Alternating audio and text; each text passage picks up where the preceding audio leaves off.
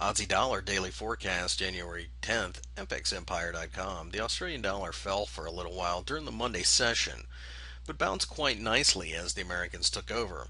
This pair is very risk sensitive, and we are starting to see a pattern of European pessimism followed by American optimism.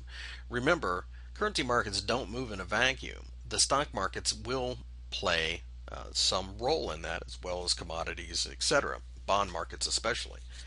As the Europeans are more concerned than the Americans, as seen by the stock averages, you can definitely see a pattern where the Aussie is selling off during perhaps Asian and more specifically European time, only to be turned around and bought up by the Americans.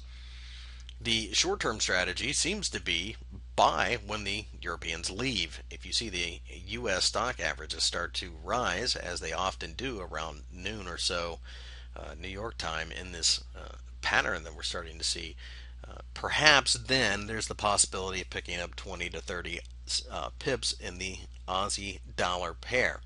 However, a more solid strategy is to simply wait for 105 to show itself again and perhaps sell on signs of weakness, as we think consolidation and choppiness will be the way going forward. The parity to 0.99 level should still be supportive, and as such, if we were to fall closer to that area, we would buy on supportive daily candles.